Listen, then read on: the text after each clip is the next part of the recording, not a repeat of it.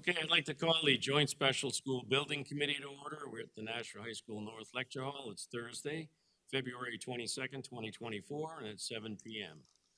Would the clerk please call the roll? Sure. Alderman Dowd, Present. Alderman Wilshire, Alderwoman Timmons, Here. Alderman Sullivan, Here. Alderman Lopez, not here. Miss Raymond, not here. Miss Bishop is here. Miss Gilio, Here. Miss Daniels Williams is not here. Oh, I put that wrong. And Miss Prin. Here. Okay, we have a quorum. If the clerk would please read the prayer, and Ms. Prin, would you lead us in the pledge? Almighty God, we have the high honor and serious duty to manage the educational affairs of our beloved city. Fill us, O God, with a spirit of unity and understanding, which enables us to face our multiple problems with a serene mind, with justice and charity for all, so that any and all decisions made by us will always be for the betterment and greater happiness of all of our fellow citizens. So help us God. Amen. I pledge allegiance to the flag of the United States of America and to the republic for which it stands, one nation, under God, indivisible, with liberty and justice for all.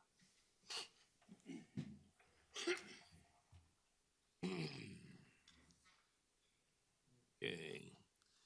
If there are no objections, I'll waive the reading of the minutes of the January 25th, 2024 meeting and place them on file.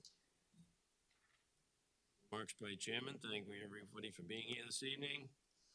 At our next joint special, at the request of some of the members of the committee, we're going to do a more detailed analysis of the budgets for each one of the ongoing projects.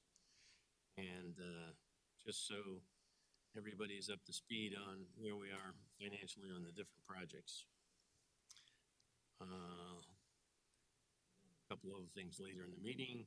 Remarks by school administration, Superintendent Mario. Yeah, just really quickly, I was able to tour Birch Hill and Main Dunstable in the last couple of weeks in the new conversion of the new spaces.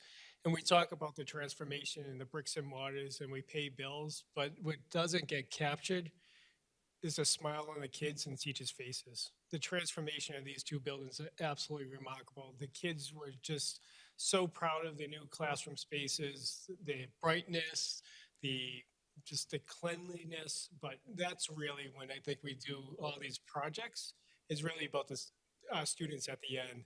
And if you could just see them beaming in their classrooms, and the teachers are still moving things around, so they're not beaming yet, but really the pride in the schools and how it just looks and feels, and really that just the atmosphere. So I can't wait to have you all in the buildings and visit it, but just again, the transformation of these schools is really being seen and felt by the kids. So, and I think at the end, that's what we're all striving for. So thank you for all the work in our schools. We really appreciate it. Yeah, I got to thank the contractors, both Harvey and EEI, for the great job they're doing. And we'll be talking a little bit more about those two schools later in the meeting, but they have turned out very, very well. Okay. And Sean, did you have anything? I know you have something for after the construction manager's report, but do you have anything before that? No, I can't top that, so I have nothing at this point. Okay. So move right on to the discussion of the items. Architect's report first. Harriman, Jamie. Good evening, everyone. Jamie Willett with Harriman. I handed on a memo again this evening, as I've done in the past few meetings, covering a few of the highlights that we are currently working on. At the Brian S. McCarthy Middle School, we continue to review submittals and questions from Harvey. They definitely have waned to nearly nil at this point. As we are on site doing architectural punch lists. We've now done, actually, I think we've completed now areas B, C, and D completely. I know we were there today finishing up some stairwells and a couple of restroom areas that we hadn't been able to get to. So the classroom side of the wing has all been, or classroom side of the school has all been punched and ready for Harvey to kind of pick up those little odds and ends that need to be completed. So that's really good news because that makes that area of the building ready to start receiving furniture, which I understand is still on track for early May. So we're coming up on that pretty quick, but that'll give some time for Harvey to kind of do those odds and ends pieces. And then when the furniture moves in, the space will be pristine. We are continuing to work a little bit on a few additional furniture needs. I did mention some of these last time. We've done a little further investigation, but unified art spaces, particularly the music and band room, needed some easels, music easels, and the stage needed a new podium. So we're looking at those pieces and coming up with some thoughts and ideas to share with the school district to confirm whether they want to move ahead and look at those. The other element was we are looking at the music storage room, or the band storage room, excuse me. We were on site at Elm Street and Nashua High South 2 weeks ago, I think, and just comparing what they have for music storage there. I can tell you Elm Street's storage needs were definitely needing something to replace their just like stick-built shelves and things. So we're looking to provide something a little more built solid and built for the need of the actual storage of instruments, so they're not sitting on the floor and sitting in odd spaces. So we're looking at coming up with some concepts for that, and then issuing the concepts to the school team to decide how they'd like to finalize that layout. So that's just the band storage space itself. One other item I know we've spoken about on a few meetings now was the kitchen changes that were requested.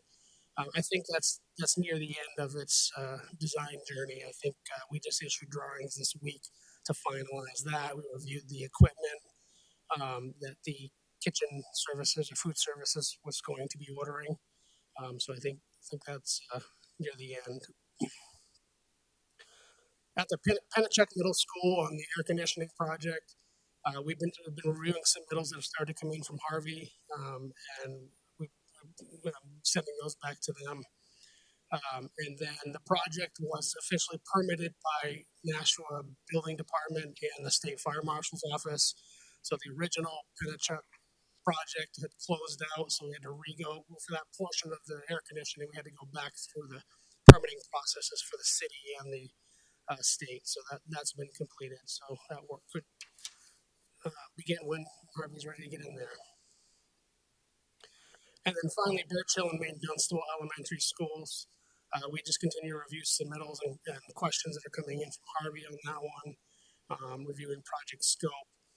But then also we were there, I think that was last week, it could have been 2 weeks ago now, time's going quick, but we were doing a punch list of the areas that's going to be turned over after or during the February break. So it's a small section of classrooms in both schools. So we've done a punch list over there.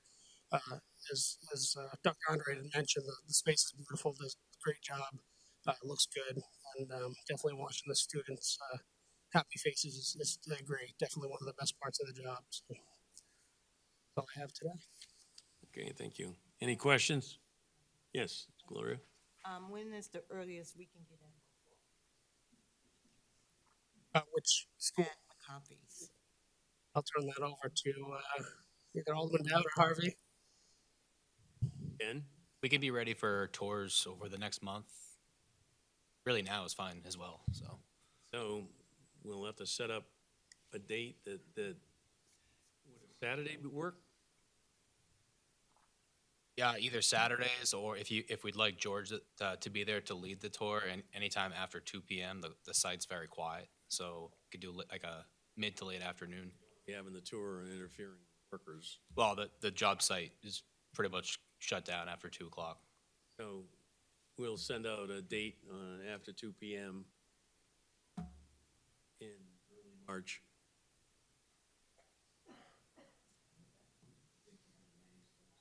A lot of things have happened. So in essence, the work is like 95% done. We shouldn't be running into construction people anyway, right? Yeah. Well, that might be a stretch on the 95, but you'll see. The A wing is the last wing, and there's a lot of work in that wing. Okay, so Ken, you want to jump into,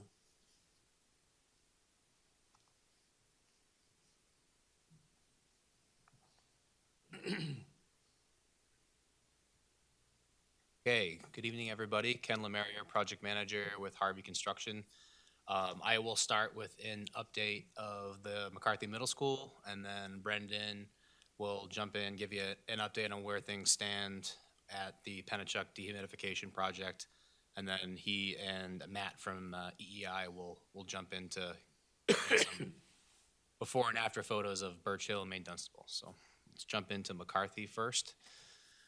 So the weather actually has been pretty formidable over the last couple of weeks. Couple of snow days and rain days here and there, but it's allowed us to kind of pick away at items that we thought we weren't going to be able to get to until maybe mid to late March. So you can see the photo on the right. Over the last couple of months, I've been mentioning an overflow drainage design change that we had to implement, working with Jamie's team over by the basketball court. So we're able to get that work completed 2 or 3 weeks ago. So that's kind of a photo of Severino completing that work. The photo in the upper left-hand corner is actually from this afternoon. So I'll hand out the packets that I have, but it's a little outdated. I wanted to get some good new photos up there. So that's the sign located on Buck Meadow at the entrance of the new D'Antonio Drive. So now that the masonry's been complete at the outbuildings and the school itself, we're starting to pick away at the small monumental signage that is placed throughout the site. So as the weather begins to progress, we'll start to pick away at the other further away pieces of the site, getting fine-tuning the grades. We have a meeting scheduled next week with our landscaper to kind of just iron out all the details for when they mobilize in late March, early April. So until then, we're just kind of waiting the weather out and picking away as we can. Moving to the interior, so Jamie mentioned that they were on site today. His team was wrapping up the punch list for buildings B and D, and kind of we're maybe a couple stairwell areas and some corridors, but overall, his team has been working over the last month or two, getting us that list of items that we need to address before the furniture arrives in May. So I will say that these buildings are roughly 95%. I can actually say that. So we're just kind of like tidying up a little bit and picking away at odds and ends here and there, fine-tuning all the mechanical equipment, balancing. I'll get into the kind of major milestones at the end of the McCarthy update, but I would say about these 3 buildings are all roughly in the same state of completeness. Area A is the area where you can really start to see the updates here. So the photo on the right was taken this morning, so you can see that various stages of finishes are taking place right now. So that we've got the flooring going in various stages of Area A. I have a better photo of the performing stage. So the wood flooring is going down there, and then we've got various wall paneling. So we've got a lot of work going on in this area all at once. So it's kind of an elegant dance of trying to stay out of each other's way and while keeping everybody productive. So Area A, we're pretty much working in all areas, trying to wrap up the finishes. So here's the monumental stair. You can see we've got one side going in, and that went in probably about a month ago, and now we're wrapping up the other side as well. We should be wrapping up the kitchen and all of the equipment in the next 3 or 4 weeks. Jamie mentioned that they did get us a design. There was working with the district. There were a few items in the kitchen that they after they walked the space that they thought would be best to change. So we were able to catch those in time, and we're working with our plumber and our electrician to make sure that the infrastructure is there for those changes to take place.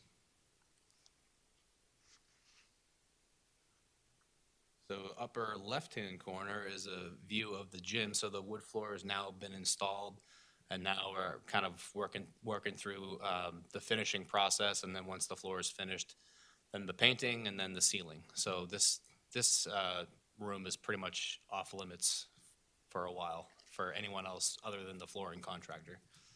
And then there's the view of the performance stage, also being performed by the same subcontractor. So big picture, Jamie kind of mentioned furniture coming in May.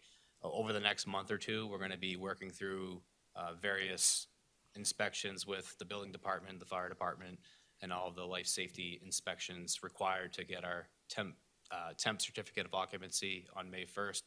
And then that will trigger the first round of furniture for the school wings.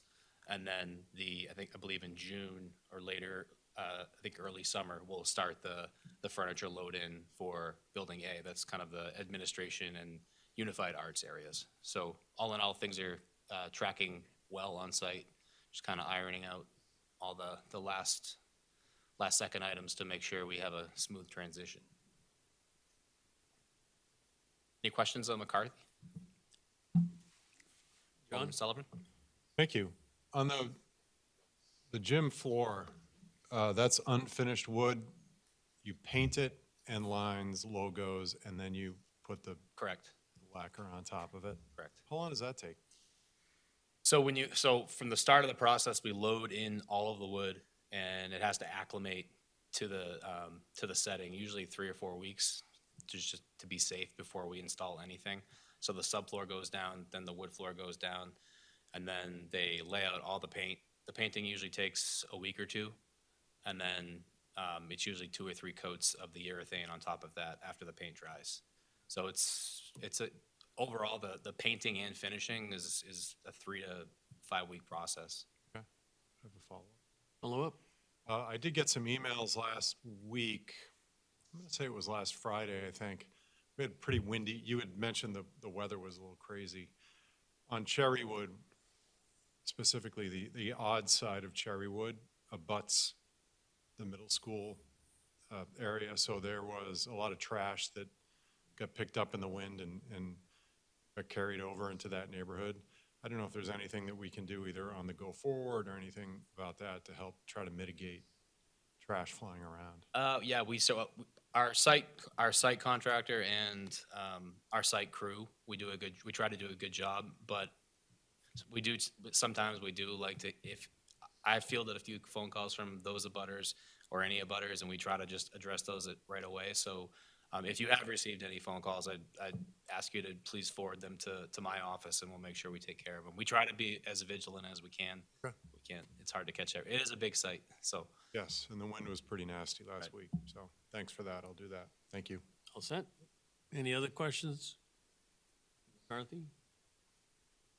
So once we figure out a good date for a walkthrough, I'll just work with George, and we'll Yep. set something up. Okay. Hello, everybody. Brendan. Brendan Orell, Assistant Project Manager, Harvey Construction. Give you a quick update on Pennachuck Middle School dehumidification, or the AC project, and then we'll jump into Birch Hill and Maine Dunstable. So as Jamie mentioned, just been working with his team primarily on the dehumidification project, so it's really just the paperwork portion at this point. So the vast majority of the submittals for the project are already approved. We've actually released the mechanical equipment. So next week, I've been coordinating with Principal Falzerano down there.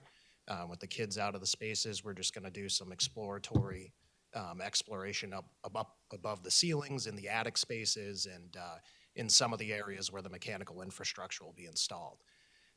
As Jamie mentioned, we did receive our permitting from the building department, our permitting from the state fire marshal's office. We also secured the mechanical permit, and we're just waiting on the electrical permit at this point. So work is gearing up, getting ready to go down there. We will have boots on the ground starting in April and get it installed throughout the course of the summer and wrap it up, commission it in the fall. Pennachuck? Yep, any questions on Yeah, Pennachuck? you want to go back one slide? We're going to be having a meeting tomorrow relative to The redistricting of the middle schools is putting a lot more students in Pennachuck and more teachers, and we've got to figure out traffic flow. So we're going to be working with principal and superintendent and things to iron that out, and we may have to do some additional work and changes, but we should get a handle on that before the next joint special. Yes, Lori? When you said we, who you mean we? I mean, you said we. I want to know what we are you Meeting? referring- Yes, for tomorrow. Oh, no, that's just the superintendent, Harvey, and traffic manager, Wayne Husband, and we just gotta evaluate. We had somebody do 4 alternatives. We got to look at them and see which of those work, which don't work, and there'll be more coming forward.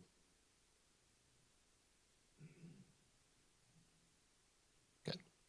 Jump into Birch Hill and Main Dunstable. So a couple pictures just to show the finished spaces here. It's been a great couple of weeks down there, as Mario Andrade had mentioned. So the certificate of occupancy, we received that on the 6th of February, and Harriman was down there performing their punch list on the 8th. So we're addressing those items, but to Mario's point, the teachers have moved into those spaces. It did put a lot of pressure on Mr. Smith and his team just to get those spaces up and running, which was greatly appreciated by him and his team. And that allowed for a nice smooth transition, get the teachers into those spaces. The space was actually wrapped up about a week ahead of schedule, which was tremendous. So the balancing, commissioning, all the mechanical portions were completed, inspections were received, and the students are actually occupying these spaces now. So it's really been a great couple of weeks down there. Jump to the next slide, Ken. So I threw together just some before and afters. I didn't have a whole lot to show, so I figured I'd just show a couple pictures here. So this is one of your typical classroom spaces. On the left, the before picture is after the demolition had taken place. And on the right is a after photo of the completed space. We do have some minor miscellaneous items that will be jumping back into these spaces over the coming phases during the summer and April. For instance, on the right side, there is an operable portion of that window that's not installed. So we did put in, as Ken's pointing to there, that is operable. And then on the right side over there, that portion should be operable. So we'll be dropping back to install those in April. However, we got in a temporary panel that appears as if it's permanent, get those spaces up and running, and then as the materials release, we'll drop back and install those items. Jump to the next slide, Ken. So this, on the right side, doesn't show the complete finishes. That ceiling has fully been installed. You can see the ceiling grid there. All the tiles are in, all the floor tile has been extended down, and you can see the areas covered up by tarps are the phase 4 classrooms, which we don't extend into until August. And then the area on the right side is all the area that has been completed under phase 2. And as you can see on the left, that was some of the trenching and some of the excavation work that took place over the course of the summer to get the infrastructure in to, complete all of this work. So a lot of underground plumbing from Matt's team. A lot of hard work took place over the summer to get this space up and running. So it really has been a great push. We have one more trenching on the new phase, right? We have 2 more portions of trenching. So where if you look at the photo on the left where the gentleman in his orange shirt is standing, all the way down at the end. So under phase 3, that's actually where we're going to be working now. So we will extend the piping, perform more trenching, slab cutting over the coming months after we put up our temporary walls and create our safe barriers for the students. And then in phase 4, there is another group of restrooms that goes in, so we have to extend that left on the page, so to say, to get that in. So there are 2 more portions of trenching at both schools that'll take place. Yeah, so when you're looking at all these pictures, think times 2. This is only 1 school. This is all being done in 2 schools. This is Birch Hill to that point. Next slide, Ken. So this here is over at Main Dunstable. So not a fully completed space on the right side. You can see we had put down temporary floor protection as we were performing all of our finishes. You can see a cabinet was still left out and some of the tools and things are in there, but kind of see just an overall what the space looked like before and what the space looked like after. I've got one more in there. And this one here, so if you look at that blue door in the left image, the gray door in the right image is the same door. So you can really see the transformation, the new flooring, getting rid of the old saturated, smelly carpet, putting in all new VCT, all new lockers. And, you know, it's really opened the space up. It's very bright. To Jamie's point, I mean, the finishes have just come out tremendous. It really looks good. So the one thing that's hard to visualize with these pictures is it used to be open concept. That Now is, all the classrooms are closed and the heating and ventilation is per room, so. jump to the next one. So last slide here, I showed this last month. So the blue area is the area that we completed. So we are now out of that space. We have jumped into the red space. Over the last couple of days there, we've just started to perform some selective demolition. Nothing extensive, very safe work as the students are sort of around us. Then once they get out on actually tomorrow afternoon as well as Saturday, we'll be putting up our temporary walls, establishing our barriers.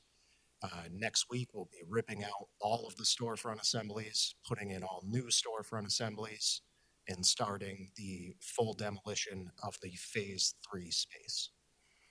So a lot of work to come over the next few weeks, and it'll look very similar to what you saw at the start of Phase 2. Any questions on Main Dunstable, Birch Hill? Matt, you want to add anything? Not a lot to add. I think you covered most of it. We're just going through a little bit of punch list that Harriman had found and fine tuning the mechanicals and. Talking to your mic. Sorry. Working on punch list, getting those few items wrapped up, fine tuning the mechanicals to make sure it's working the way it was designed, and just waiting to get into that next space is what we're doing now. So other than that, I think Brendan pretty much covered it all. Alderman Sullivan? Thank you. On this slide here, I see I guess, orange or whatever. Why is it different? I mean, there's orange on the map on the left, but there isn't on the right. So what's the difference between the two? So the difference between the two, that's a great question. So on the lower level is on the right side, and the upper level is on the left side. So the upper level, that center portion that you're seeing that is orange, so that is a computer lab. So just to ensure that that space is open throughout the course of the year and the students can occupy it, we jumped in there at the very start of the project in the summer and did some abatement and got new flooring in there, pushed the computers back into the space so they could use it throughout the year. And then we've tracked that. That'll start in June. Once the students let out, we'll perform our work there to make sure that they have that computer lab at all points in time. Okay. And would you mind backing up one slide? I just had a question on this. On the left picture, you have that room in the back there, and then on the right, you have the lockers. Am I to assume that those lockers are in front? That room still exists, it's just a different angle? That is correct. Okay. That is correct. Yes. So to Alderman Dowd's point, and that's a very good question, Alderman Sullivan. What you're not seeing in that picture on the left is everything to the right was the open concept classrooms. So now that wall has been established to create those spaces and the lockers have been mounted on it out in the corridors. So in the upper floor, there's lockers out in the corridors for the higher grade level students. And on the lower floor, there's actually cubbies in the classroom for kindergarten students, first grade, et cetera. Okay. Great. Thank you. Thanks for that. Yes. Okay. Just, Henry? Yeah, two quick observations or feedback that I heard when I visited the schools from teachers and students. So talking about the open concepts to walls, students voiced that they don't hear things. There's not a hum in the school. It's actually quiet, right? It's little things that we take for granted is that they're like, I don't hear everything, right? I don't hear the humming. I don't hear that aspect. And so they really appreciated like just the stillness and quietness of a classroom. So I think that was an intention of this project. And the other thing that we have to teach is new behaviors. We talked about going from open classrooms, and this goes around like safety and security. They're not used to closing classroom doors, right? And so we want the doors to be closed and locked and all that stuff. They're just going in and out of the classroom and forgetting to close doors. So we talk about rituals and routines. So we don't think about in February of a school year, don't forget to close the door behind you. So it's two things, again, I think we're seeing the benefits of this project already. Just again, the learning environment for the kids where they're not hearing that constant hum, right? And going home feeling overstimulated or just that noise in their ear. So we're hearing that from the teachers and the kids, and that's great. And again, I think, again, learning behaviors of closing the doors. So it's great. If I was sitting on another board that I used to sit on for years, I might want to know how the student achievement goes from this point on and see if there was improvement from what it was before. I mean, both of these schools are pretty good students anyway, but it would be just interesting. I think it's a little early. I don't want to Oh, go very through. early. I, early. I want to offset it on like some of these kids have moved twice already. So Yeah. like I just don't want to say the impact. The more we move kids, the higher the student achievement goes up. So Yeah. I don't want to have that correlation. Okay, so I think we covered, oh, yes. One comment, since Superintendent brought up the doors, that's fantastic. I was wondering, do we have a mechanism where the doors will be closed automatically as they walked out? Or once you open it, they're open unless you close it? So Brendan, you can cover that one. there are a series of there's kind of a combination thereof. So some of the smaller spaces, not a normally occupied space, does have a door closer on it. The classrooms themselves that are readily occupied, feel free to correct me if I'm wrong, Jamie, the door closers were not required. So they were not installed. I believe it's become a maintenance issue at some of the other schools, if I'm not mistaken. So that was the intention for that on these projects. The short story is there was an issue of the doors damaged because people tried to wedge the doors open because they'd automatically close. So we had to address that. It's a long story, but anyway, all right. So Sean. Okay, we have a series of purchases to recommend approval for. If you look at the financial sheets for the schools, and in particular for these four purchases, like Brian McCarthy, when we set up the project originally, I spoke with Greg Rodriguez, the IT staff, and said, what do you think you're going to need for this project, money-wise? So it was about 1.9 million. Spoke to him just this past week, and with the purchase tonight, we're still in good shape. He does not expect to go over that number. The FF&E, furniture, fixtures, and equipment, we're in very good shape. We've only approved for purchasing so far about 1.6 million. 1.5 of that was furniture. We still have some furniture we expect, as Jamie mentioned, particularly with the music room and podiums and that sort of thing. But the remainder of these, the first thing is coming out of the IT budget. The remaining four would come out of that FF&E budget. Even after these, we're still in great shape, in case something else comes up. I don't think, so one example might be if we buy some sort of storage units for the band to put all their instruments in. That would come out of this budget. So the IT staff went out and Got quotes for flat panel displays. This is for McCarthy Middle School. And they got bids from 4 vendors. And the lowest qualified bidder was from Pro AV. And these for a series, it's in your packet, but they're for a series of different size of panels. These are 75-inch, that go in all the classrooms. We have some wall-mounted panels in the commons areas. Some projectors, and just 2 projectors we're putting in, I think the gym and probably the cafeteria. And then stands so that these panels can be moved around in the classrooms depending on where the students are situated. So that total for Pro AV comes to $371,428. I recommend you approve that. So I'll need a motion to approve the awarding of flat panel displays for the Brian S. McCarthy School to Pro AV in the amount of $371,428. So moved. So moved by Mrs. Gilio. Any discussion? I have a question. Bishop? So one of the things that was written on the paperwork on the Pro AV is that it doesn't come with the training of using it. Is Greg going to be able to go in and teach the staff how to properly use all this equipment? I didn't notice that myself. I see there's training as part of the bid. Are you saying they didn't provide that? There's a note here that says does not include training. It's handwritten and, I will speak to Greg about that. If there is training required, then you'll probably see something next month.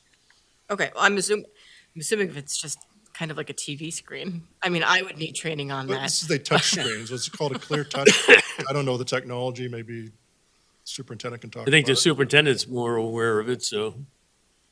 Yeah, yeah, the interaction is pretty neat. It's pretty sophisticated, and we're able to do a lot. It really extends the Chromebook or the laptop for kids, and you're able to manipulate the screens.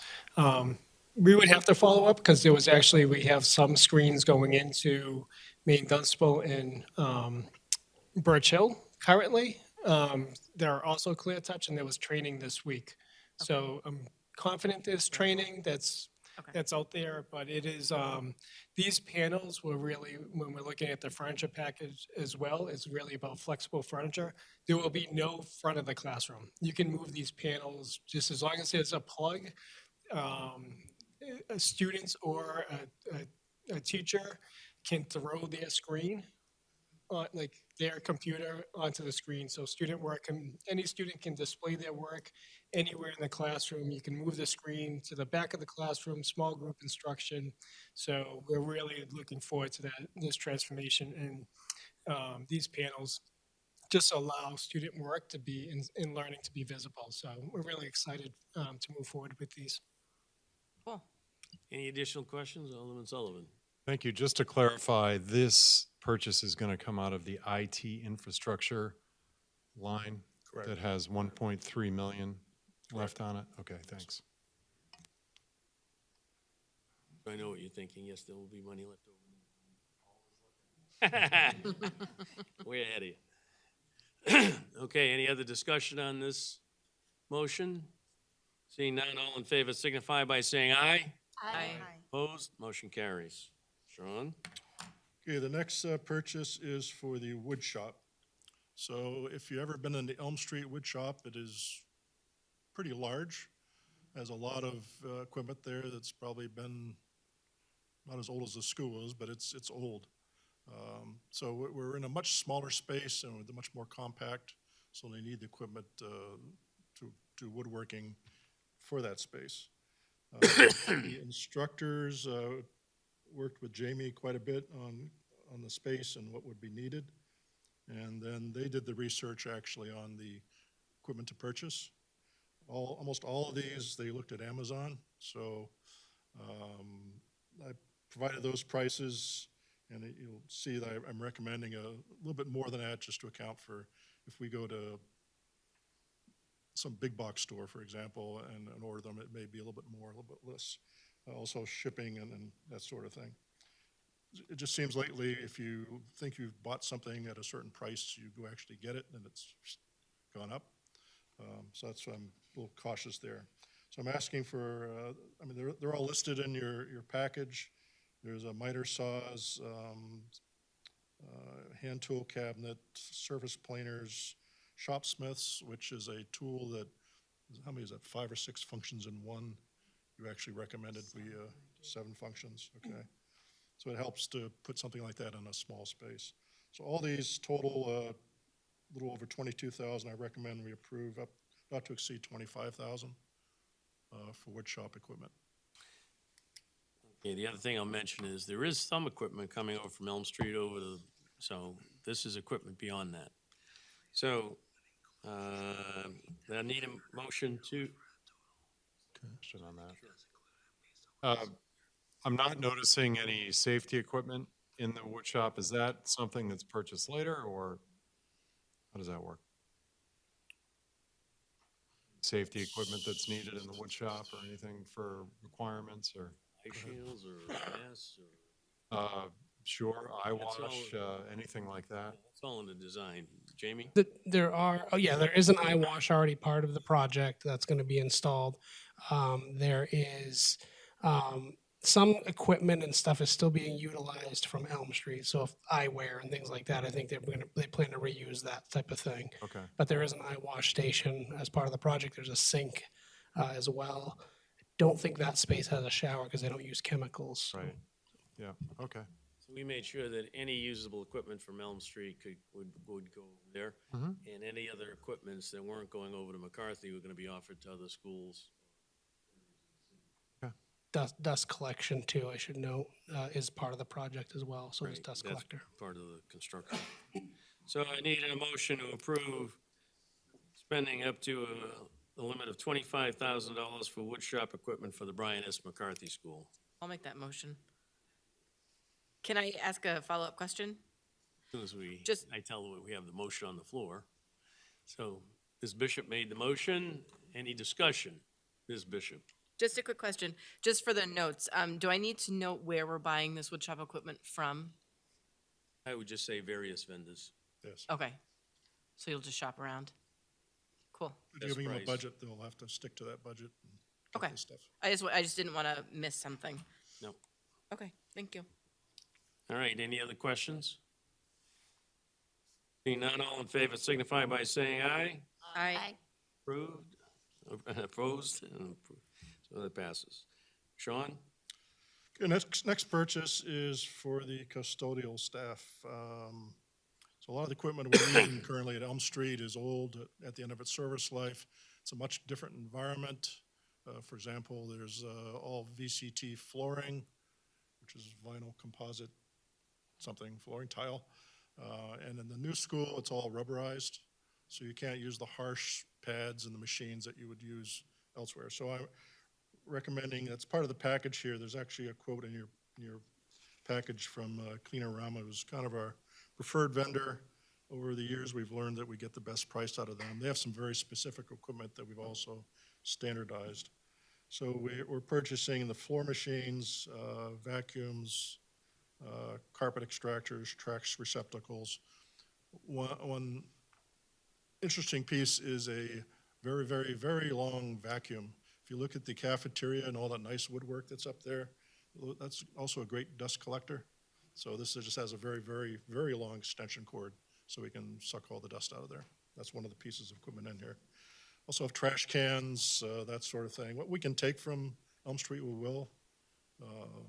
Mops and mop handles, things like that. But this is the equipment we need to keep the school clean.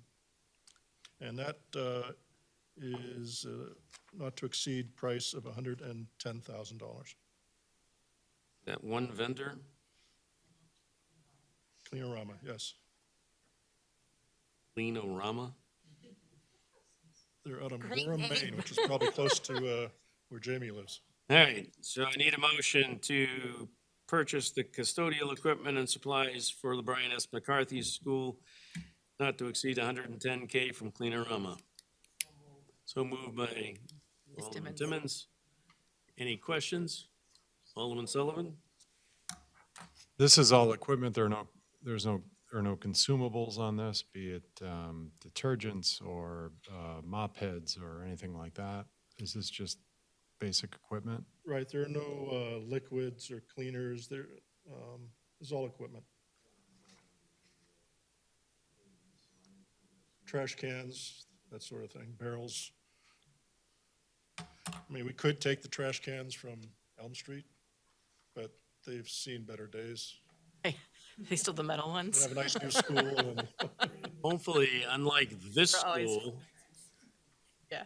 hopefully, unlike this school, the carts have pneumatic tires Yeah. on. So the motion on the floor is to approve a spending limit for custodial equipment and supplies to 110K from Cleanorama. All those in favor signify by saying aye.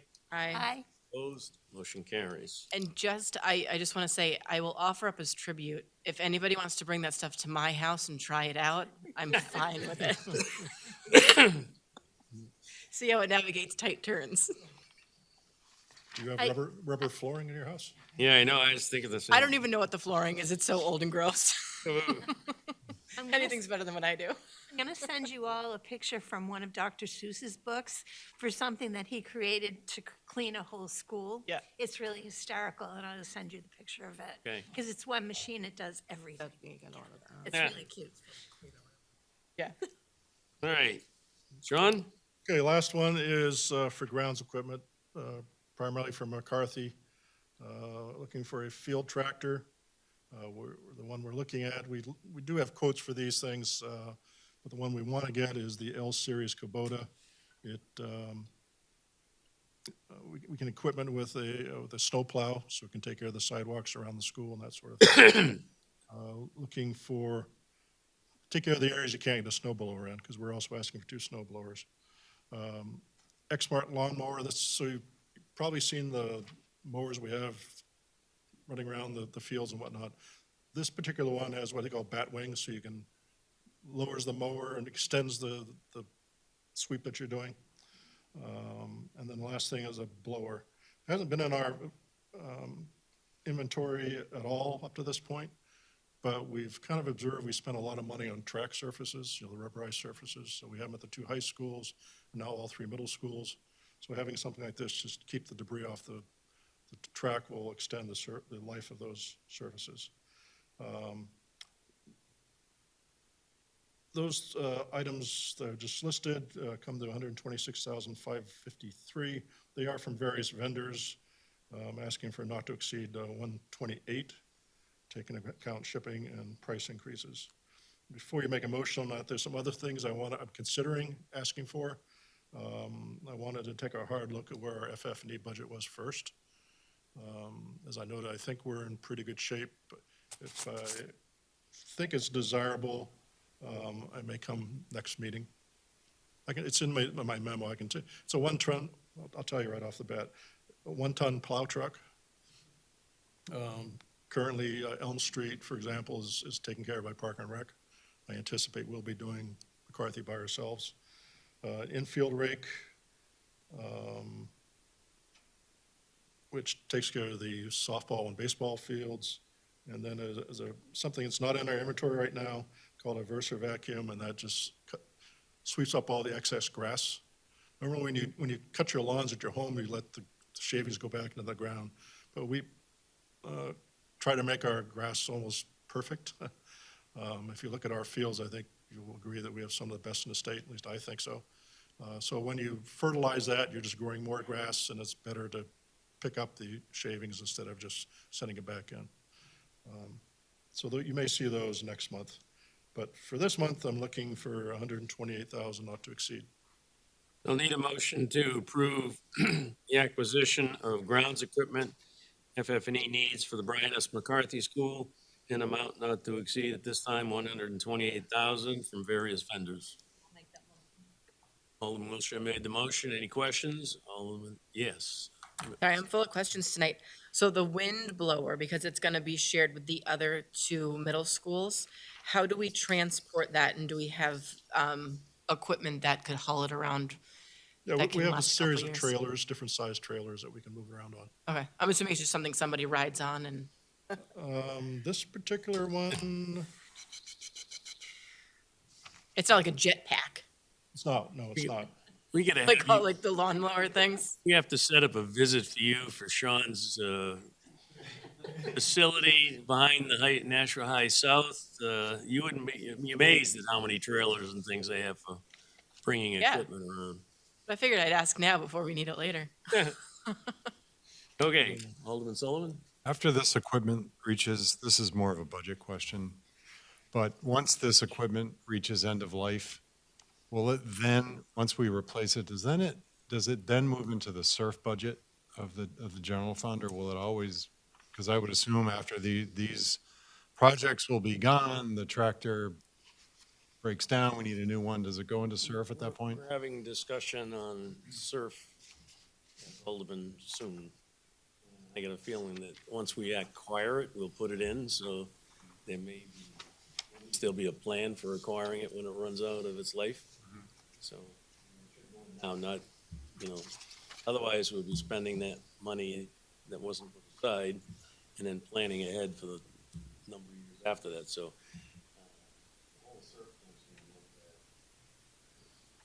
Okay, And I can say what we've done in the past. Back to this high school being constructed, we bought a tractor, field tractor for this school. Yep. It's now 20 some odd years old. It's at the end of its life. It's been in the SURF program almost since day one. So we've just had it in the forecast of things we'd have to buy someday. I would anticipate the same thing with these. I'm not sure. We've talked about changing the level of what goes in a SURF. I want to say it's 15,000. It might be a different number. But everything that's over that amount is supposed to be in surf. It's a wheeled vehicle. okay. Even our trailers are in surf. I did find a picture of the blower is right there.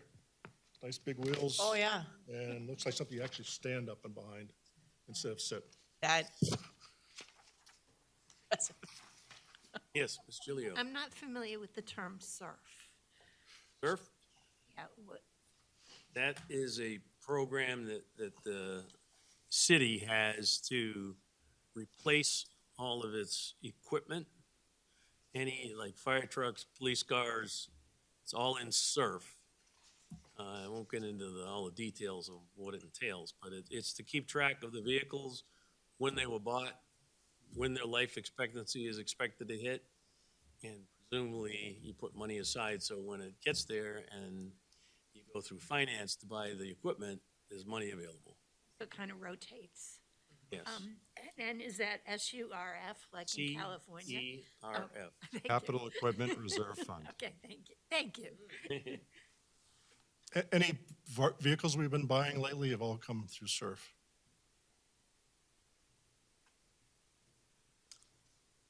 All set? All set. No, not yet. All right, motion on the floor is to approve up to 128K from various vendors for grounds equipment for the Brian S. McCarthy School. All those in favor signify by saying aye. Aye. Opposed, motion carries. All right, the next thing I want to talk about is, and I don't want to get into financial details on this, but the Maine Dunstable Birch Hill bond.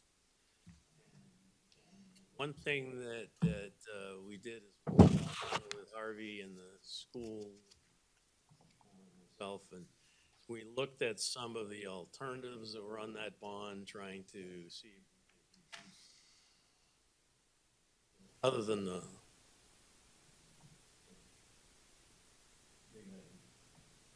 other part of that bond. So Brendan has a summary sheet that he's gonna throw up.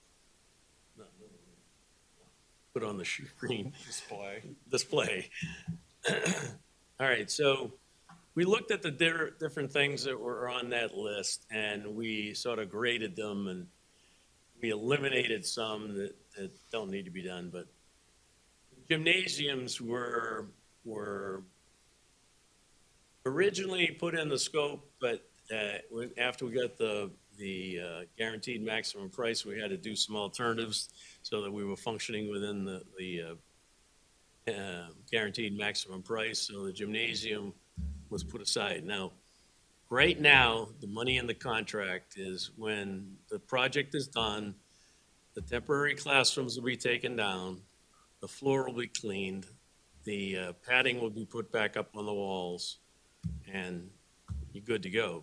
but you still have that 30-year floor. So what we're saying is, for a number of reasons, is that we should do some of these things. Don't have to. If this joint special doesn't want to do them, or the Board of Aldermen doesn't want to do them, they can take them out of this project. It won't cost us anything when we're done for the gym. But these are the items and the prices. So the basketball hoops, first of all, all the other elementary schools, which were a different type of project, all the other elementary schools were refurbishing the entire school.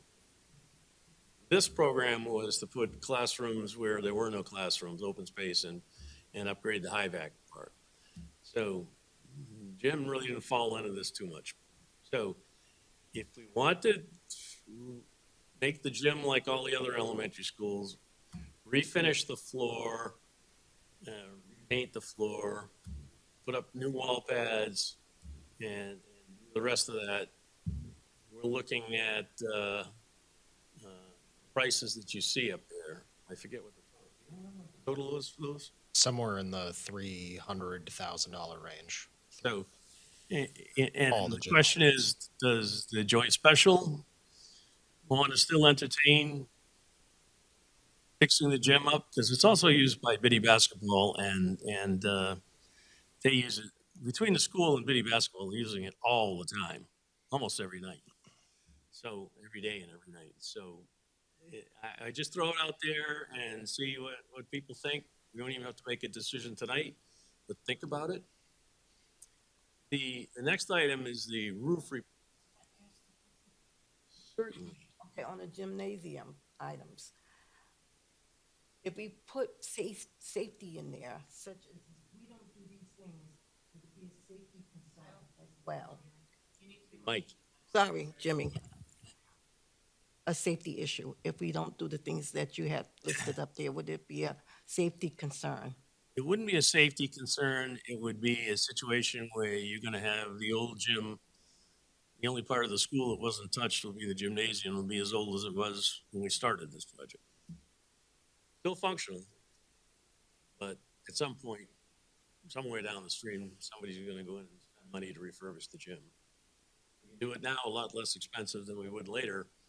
We already have the contractor in place to monitor the work and get it done at its probably least expensive. Sullivan. I would, and maybe you have it, but I would love to see each level broken out. Level 1 costs this much, level 2 is this, 3 and 4 and so on, just so we have an idea of what each level costs us. My opinion, I don't know if, I'm not comfortable making a decision tonight on this. We're not making decisions tonight. Okay, I know, but I think we have to have a larger conversation to figure out where everything is going. I appreciate this. This is great. I'd love to see it categorized. Absolutely. That's not a problem at all. I Yeah. think that'd be even great. No, we did this earlier this morning, so we went through our list to categorize these items, and that's actually something I'm working on. I was not able to get it together for this meeting. I do want to mention, so the prices that are represented up here, the only thing that is not represented in that cost, which is represented in the overall total that we have presented previously, is your construction management fee, our insurances, et cetera. It is a very minor cost. The overall pricing that we are providing for these additional items does not include any additional supervision, project management, labor, et cetera. So we are essentially offering to, if the joint special or the city would like to do these items, Harvey can incorporate them into our schedule and do them for you at no additional operating costs to Harvey Construction. But That I said makes it would sense. cost more later. Correct. So I'm thinking how I want to ask a question. Yeah. Did you I just want to make sure I heard you. That if we do this, you're waiving the management construction fees? So We are not waiving the management and construction fees. We are not adding anything additional. Okay. The contract costs that Harvey Construction has signed on to for these projects already includes project management, supervision, labor, et cetera, all through basically September of 2025. Yep. So what we are representing is these items could be completed in the course of this project if approved in a short time span, as we are getting up against it with some of these items and our ability to perform them under the current scheduled time span. So my way of thinking is that they're gonna have to do vendors which are covered under these costs, but they're not adding any additional cost on their part to make sure this is done right. Yep. So What I- you would only see at the bottom of, like, if we were to present a PCO, for instance, for the roof replacement. So, for instance, on the McCarthy School, when we would present a PCO that is for an escalation cost where we are utilizing our escalation funds, that would have no markup at the bottom. You had actually, at a previous meeting, Alderman Sullivan asked about the markups at the bottom, and we had explained, if we're doing additional work, it typically comes at an additional cost.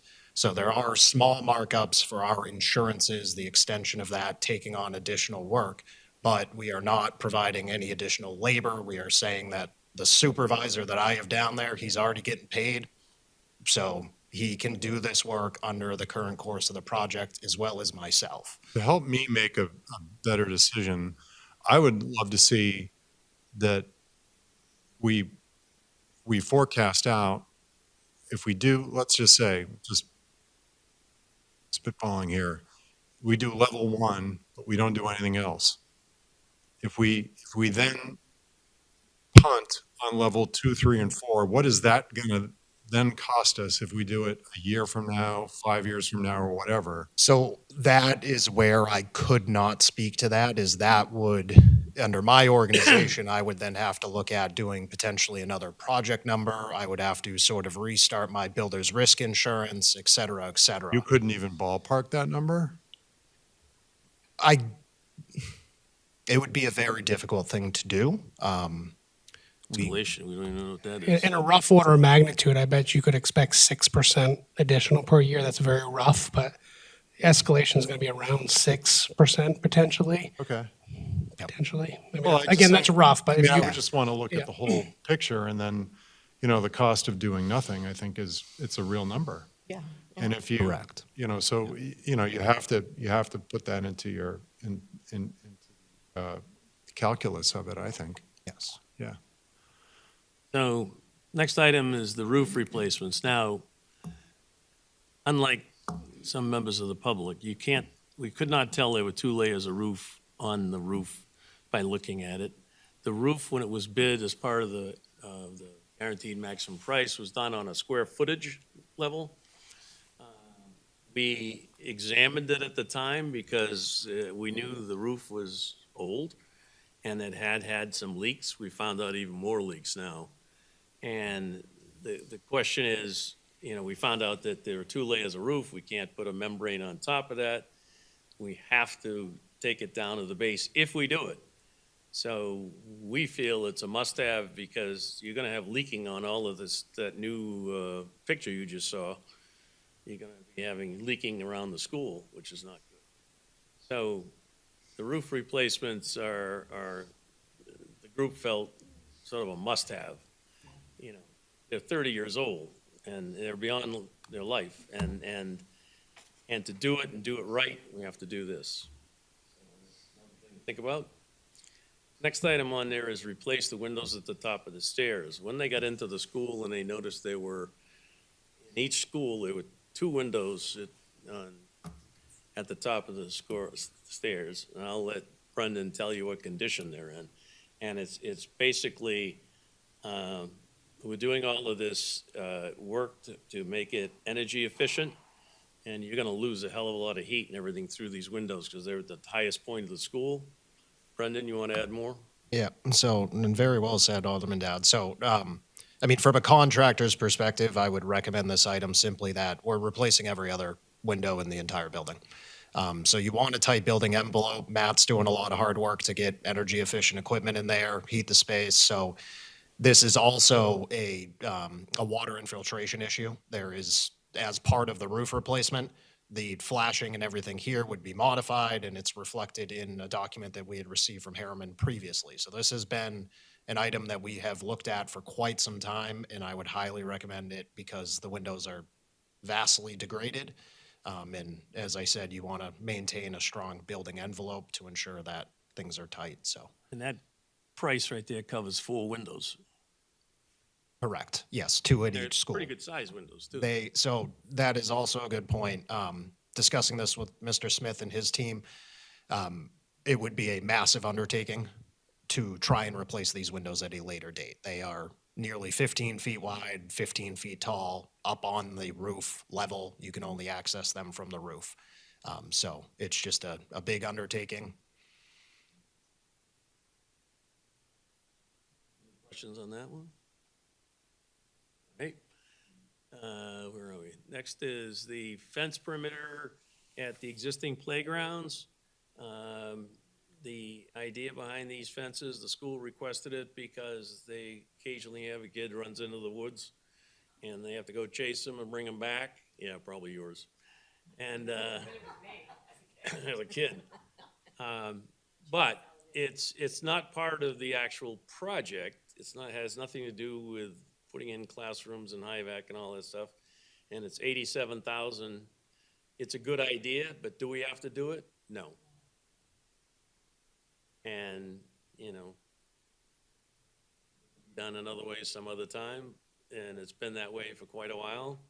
So if we want to save money, that's one area that could be taken out. The next is remove existing non-operational fin tube radiation cabinet heaters.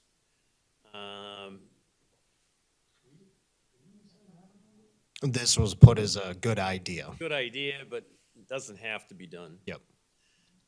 The new sidewalks, tip downs, accessibility, mill paving, and landscaping and all that. Both schools, the sidewalk areas in front of the schools are in terrible shape. There aren't enough tip downs for basically ADA, but do we have to do it? No. Should do it, but we don't have to do it, and that's pretty expensive. That's something we could take out, and it's $500,000. But basically, the front of the school, especially, they'll stay the way they are right now. And I'm sure that Ms. Bishop knows the front of Birch Hill. Yes, Same as it was in 1989. yes. But we still would need to make the sidewalks accessible. So if we couldn't take out all of that because we still need to make sure that everybody can get in and out of the school safely. The thing that we're concerned about is we start touching this and saying it's ADA. Now you're gonna have people downtown that are gonna say, you're gonna do it, you gotta do it all right. So, it could be a project undertaken later by the school district, but we don't necessarily have to do it as part of this project. It's been that way for a long, long time. That means a lot of kids haven't had accessibility for a long, long, long time. I did look at it today. Their ramps do go down and they do transition. So it's not like there's none. But this is, again, it's, And are we looking at changing where the buses come in from if we're not going through that loop anymore? I Like, don't if the think we'd buses are gonna change the come- bus loop, but I think what you'd find is the front of these two schools, especially Birch Hill, will look more like fairgrounds. Okay. What? No, we're not using little stones, don't worry about that. But anyway, that's something to think about. New school sign, we have determined that we could replace that sign for a lot less money, correct? Correct. That price there is based upon the cost that it took to put the monumental sign at the exterior of Pennachuck. So we do not have a design, we do not know what it would cost, so We want to ensure we represent a cost that we would not have to come back for. So it's something we should have, and we can do it for a lot less than 55,000, so we would only expend monies to do a nice sign. That expensive. The bi-directional BDA system for the fire department, we have no choice. That's dictated. No matter what we do from here on out, we have to do that. Fire department requires it, and that's it. Cellular repeater system, that's deferred. Our level of thinking this morning was, this is something that affects every one of the city schools. So it should be a citywide Board of Ed initiative to fix this in all the schools. How you fund it, I don't know. But again, it's not really part of this project. I certainly understand the urgency of it. And, you know, if we got to the end of this thing and there was some money left, we could readdress it. But what that means is that cell phones don't work in the school. And the internet doesn't work well in the school. But that's not just this school. So that's something to think about. Data rack, temporary protection, this is a must-have. We can't not do this.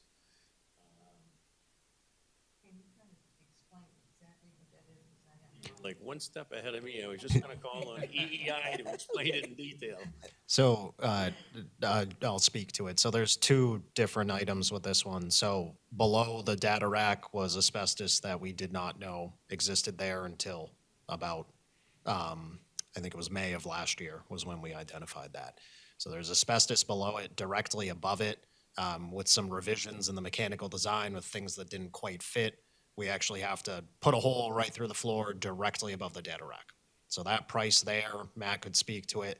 It is essentially to protect that rack, remove the sensitive components for a temporary portion of time, and allow us to complete that work above. It is truly an unforeseen circumstance that we did not expect. If we damage that equipment, it's a heck of a lot more expensive. Want to add anything, Matt? Oh, Brendan got it good. Okay. Any questions? Thanks, on Matt. that? Computer lab, media supplemental cooling. This came up and was added because the cooling for that computer lab is old, getting near the end of its useful life. Does it have to be replaced? No. Should we consider replacing it? Yes. But again, not absolutely required. So, you know, we're gonna want input from the joint special on this stuff before we final. And even if we had the entire bond authorized, we don't necessarily have to do some of these things and therefore not. Speaker selection intercom requirements. This is a must-have. Sort of complicated, but it's replacing the old system with the system we have in all the other schools. So for commonality of maintenance and equipment, felt that this should be done.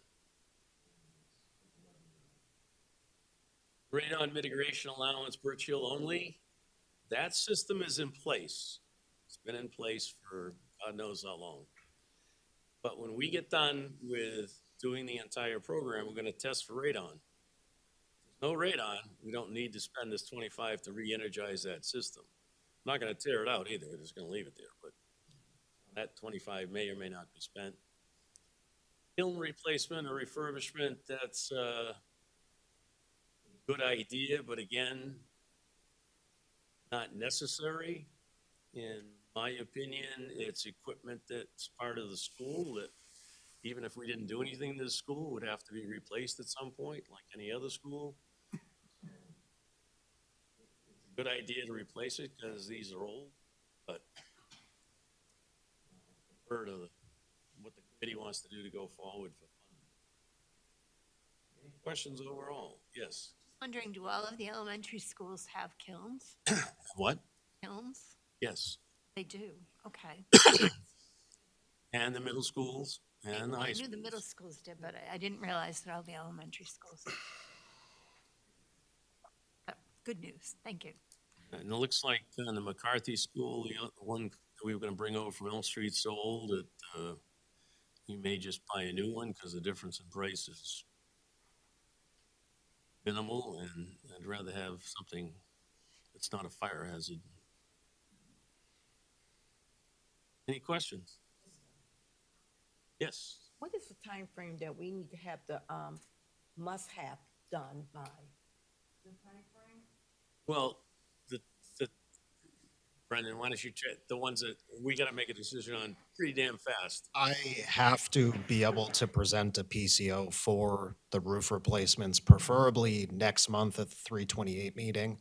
But the latest would be at the April meeting to be able to complete that item under the course of this project. And I think Matt could speak to it as well. There are portions of the roof replacement that fall to his team, and he needs to release those items and get them moving as well if we can get them done under the current schedule. And Monday night, we'll be discussing the other part of this. Talk to Henry, I imagine you and Dan will be there Monday night. So the other piece of this is next joint special, we're gonna be going over all the budgets. Crystal ball is not completely clear at the moment, but we have pretty much recognized that we will minimum have $2 million left over from McCarthy at a minimum. We could have significantly more, but it's awfully early to be plucking that guitar string. But there's a very good chance that we'll cover all of them.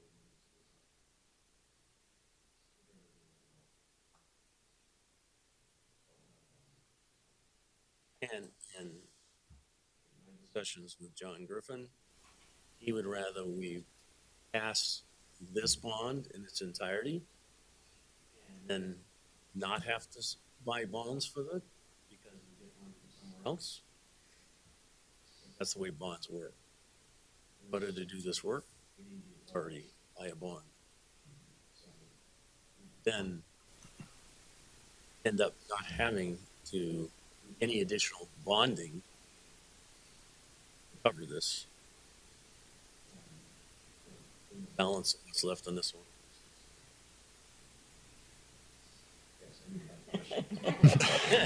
Green light went on. I heard the number 95% on McCarthy completion, right? For the 3 classroom wings. Oh, okay. Overall, Overall, we're roughly 83, 84% complete. okay. And same for Birch Hill and Main Dunstable, Approximately 42% complete. 42%. Yes. Okay, all right. So certificate of occupancy final is 9/1/2024, so of this year. We still have some things to get through. I've gone through the budget backwards and forwards with my field team and my internal team at Harvey, and I think we've accounted for and accurately forecasted all of the things that we could possibly run into. And as Alderman Dowd noted, if things go favorably and we don't run into anything else unforeseen, or if the weather cooperates, that number, that savings at the end of the project gets larger.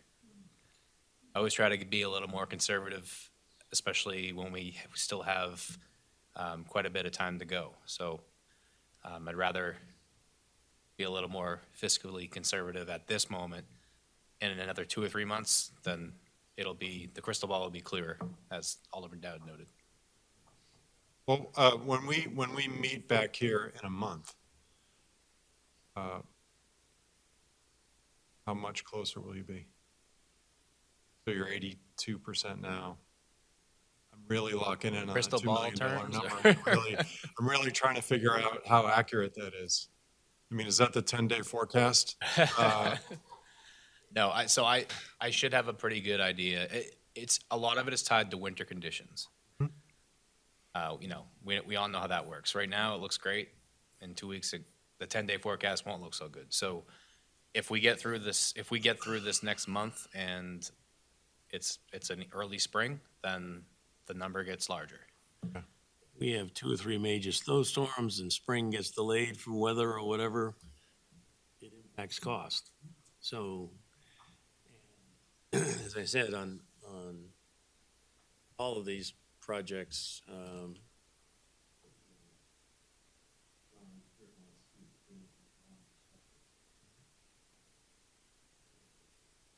bond for something and then not have to sell a bond. Not bond and find out later, oh my crap, we gotta go back. And then I guess the other point of that, you know, it isn't, I don't want to misrepresent it being all tied to weather. Like any GMP, on the larger projects we carry, and smaller projects, we always carry different allowances for certain things. When I run into something unforeseen, I want to be able to take care of it for the district and make sure that we're turning over a finished product. If those things don't come up, those allowances all get thrown into that savings bucket and goes back to the district. So it's kind of a timing thing, as Alderman Dowd noted. You know, if we were a little further along in the process and we knew, I could really tell you what we were going to give back, then we might not have this issue. We have the tour, you'll get a much better sense of where they're at. The A wing is huge, and that's what they're working on now. Problem is that we can't wait a month or two to bond because we've got to get these things going and need that extra money or stop.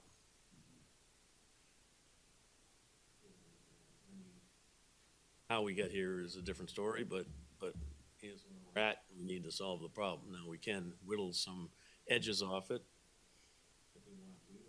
We can have a really good feeling that the bond money is going to be covered from McCarthy savings.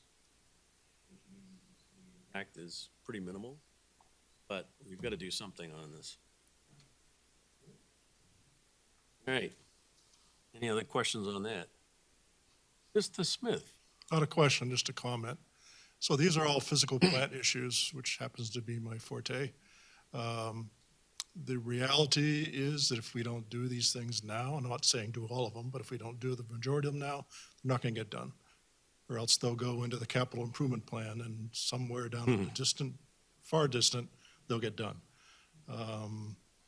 You know, we'll have a time to talk about all this next month, I guess, but not really, because we need, probably by the end of March, we need to be able to move forward with these things. I mean, the roof absolutely has to get done. Every time we've done a renovation, we've always done the gymnasium. I mean, the floor looks remarkably, it's like night and day.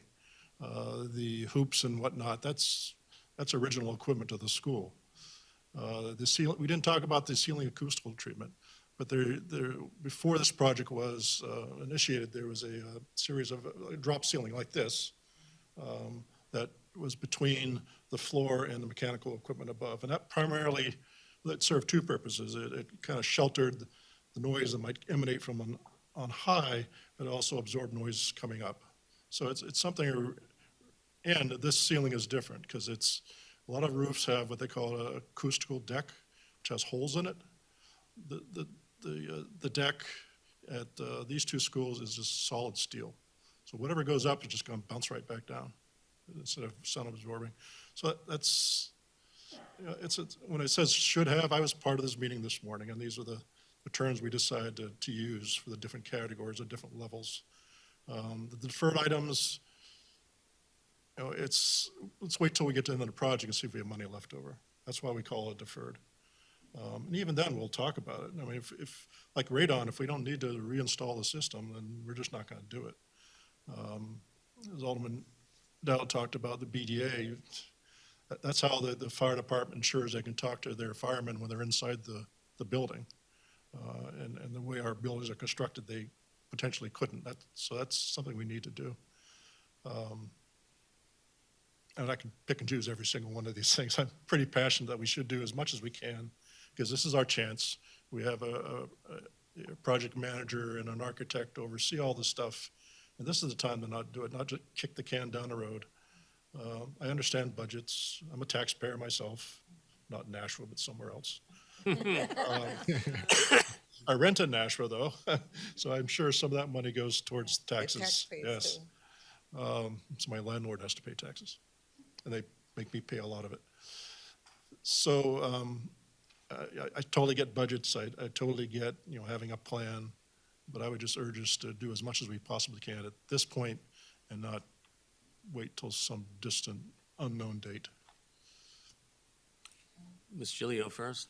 So my question is, moving forward from tonight, I mean, I know the roof is critical. It's, at our next meeting, which I think is in 5 weeks, or no, just 4 weeks. Are we going to look at all of this again and make decisions on some of these items at that point? Will we have a little more? The exact timing of things, not totally known. We'll have a better idea perhaps Monday night. The alderman could decide to just go through with the bond as it's currently written. We could end up taking things out later as a joint special or deferring things. Go downstream, we'll have more idea how much of the shortfall is going to be covered from McCarthy. But we've got to act because some of these things are short time frame. When everything's going to be ironed out, I don't know for sure. But if necessary, we'll call special meetings. Thank you. If I could again, I'm sorry. I think the city's been very good to us. If you look at all the construction work, renovation work we've done over the last 2 decades even the building we're sitting in here. I mean, we've done very well as a school district in getting our schools renovated. So I'm certainly not complaining about that. I see an opportunity here to really wrap this one up. Alderman Dow, were you going to talk about the security vestibule thing, or is that? Yes, in a minute. Okay.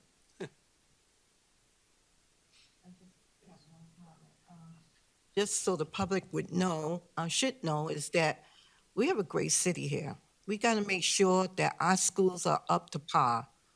It's not that we don't want these things that we built a new school. We want the best in that school. We renovated 2 elementary schools. We have to complete those projects.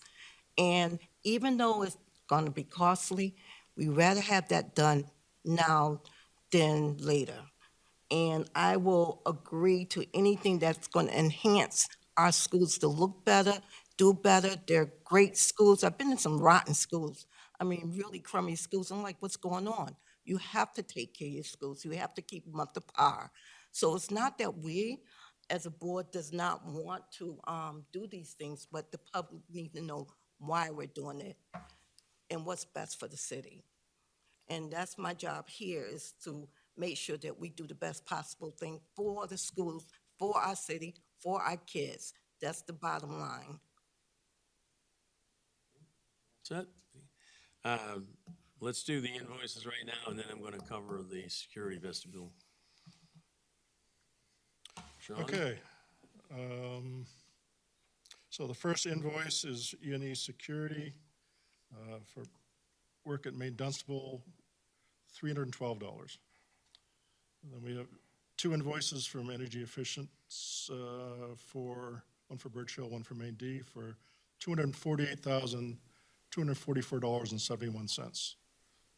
We have 4 invoices for Harriman for work at Birch Hill, Main Dunstable, Pennachuck, and McCarthy Middle Schools, totaling $35,178.83.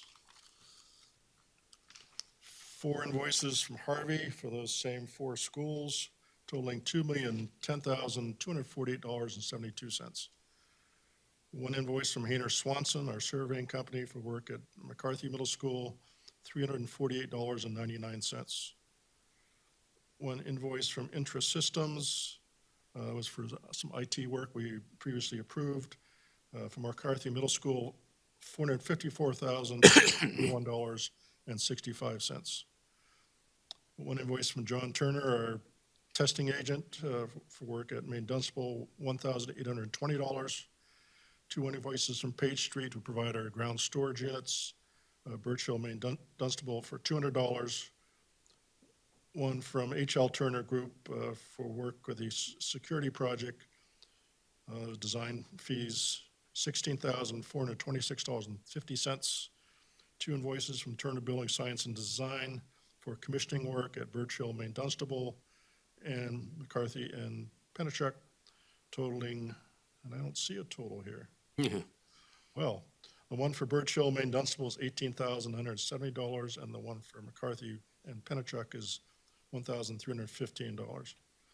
Finally, we have an invoice from Vanessa Associates, our traffic consultant, for work at Pennachuck, $3,367.12.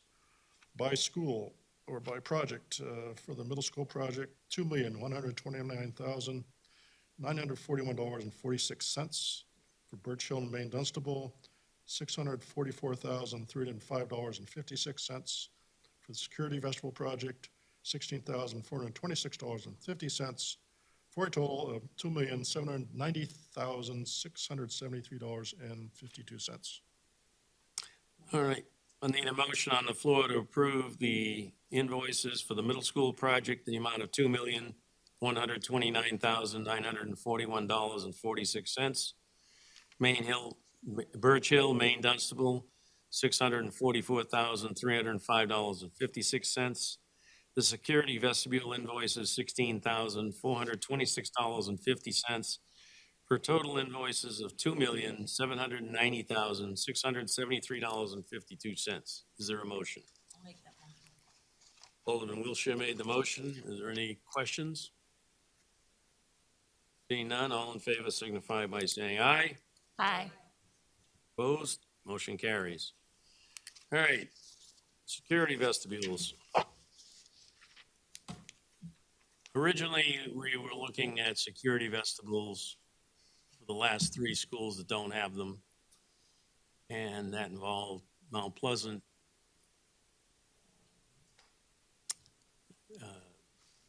Dr. Crisp, Dr. Crisp, New Searles. and New Searles. Okay, we get the, so the question of Mount Pleasant is still up in the stratosphere somewhere, so that's sort of been put aside. By the way, when we had they do the design is in place for all three schools. So we had Harvey take a shot at an initial price to do the work. In other words, a guaranteed maximum price. Right now, it's just a first cut. But Mount Pleasant was put aside. Dr. Crisp came in at $1,273,000. New Searles came in at $2,713,111. Right now, we have bond money approved for $2 million. So, as it stands, sort of right now, the only school we can do is Dr. Crisp. Without additional funding. And what we're gonna do at New Searles is we're gonna look at, is there another alternative, less expensive? Back to you on that, but at the moment, we can't do New Searles unless the joint special wants to go in for more bond money and go to the Board of Aldermen for more bond money. Right now, sponsoring that. Grand scheme of things, if we're done with everything and we have money left over that we can cover that, come up with a different approach, maybe we can afford the different approach. New Searles isn't slated to be completely redone until 2029. So you know, it's a security vestibule thing, and you know, security is a important piece. Um, I wish we could find some grant money to help us, hard, but not seeing any out there right at the moment.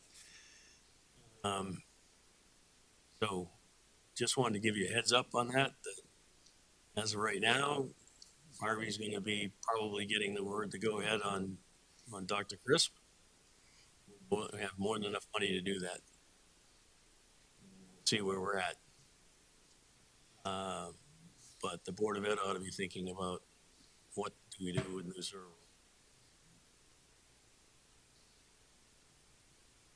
Can I ask a question? Certainly. Sorry. And I may be jumping the gun and just tell me that you don't have the answer to this, but I'm wondering, and this is looking at all three of them, and if we did everything that we wanted to, which is what we always want to do, but with Mount Pleasant, with it being in a historical building, are we able to change the face of that to add a security vestibule to it, or would we have to build into the building? We're building into the building. Our design does not touch the outside, or that number would It can't, right? go nuts. Okay.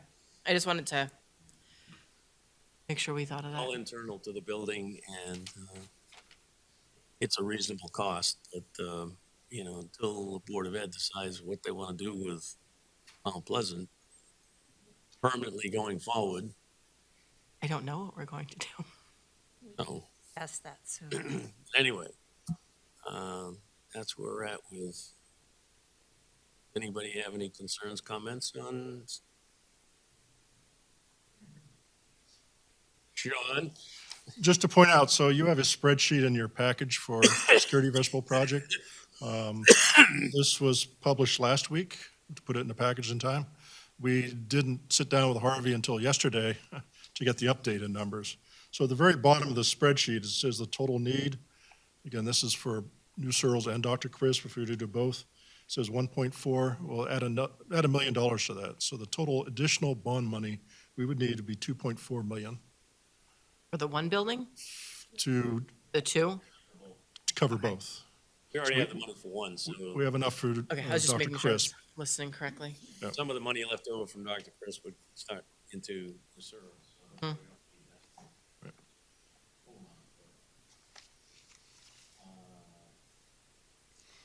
Discussion to come.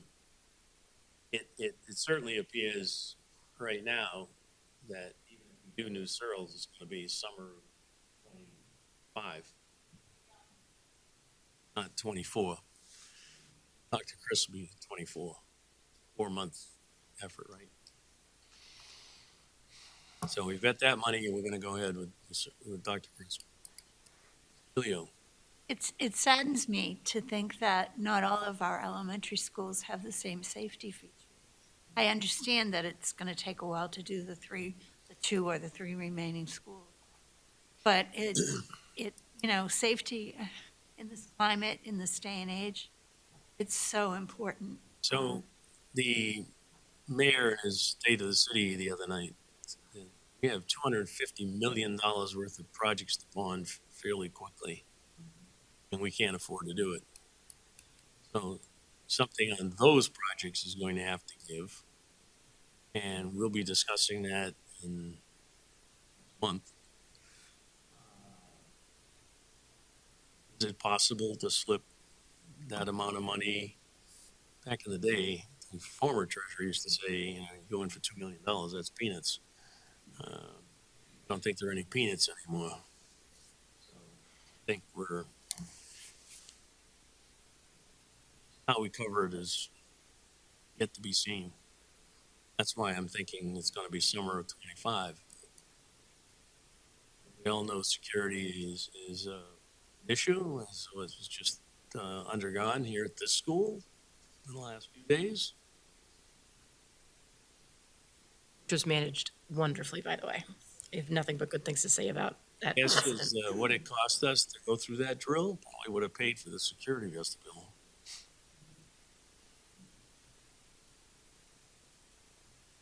All I know is he had a call from my granddaughter. We got sent home. What? biggest concern was her phone was in her backpack and I couldn't take their backpack, so. Didn't take her phone out of her You gotta flip backpack? a teenager out, just take their phone with. All right, so, any other members, committee members' comments? Alderman Wilshire? So just want to say that Nashua has been the envy of many cities in the way that we work on bonding to get our schools fixed up. I know Manchester, they were like begging to find out how we did it, and how we were so successful at getting our schools done. But that can't go on forever. I mean, the well runs dry at some point, and, safety is my top concern for students. So, when you had that list up there, if it wasn't safety related, it down on my list a little bit. So I just wanted to share that we've done a good job. We'll probably continue to do a good job, but I think safety has got to be one of the top.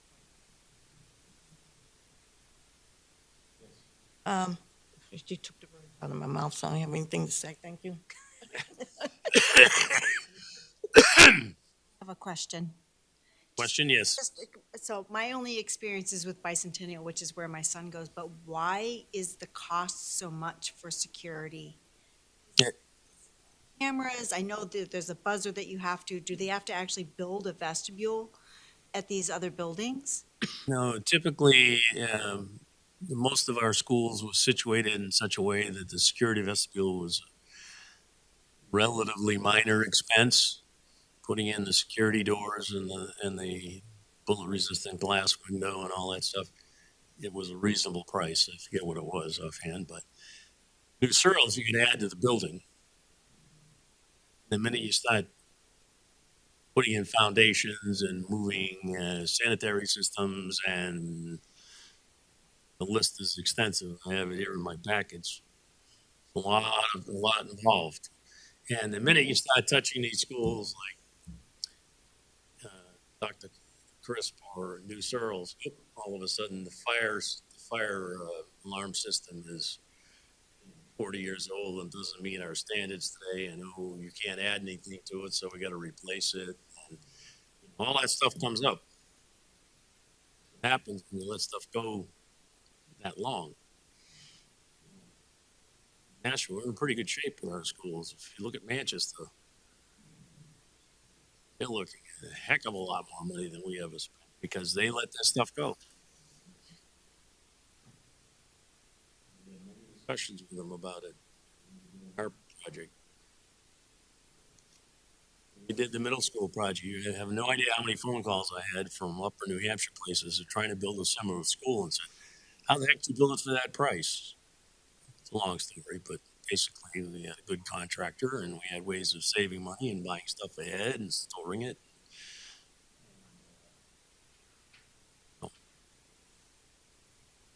Anything else? Don't need a non-public, so for a motion. All motion to adjourn. All in favor signify by saying aye. Aye. Opposed? Motion. We're at 8:43. We're adjourned. Thank you, everyone.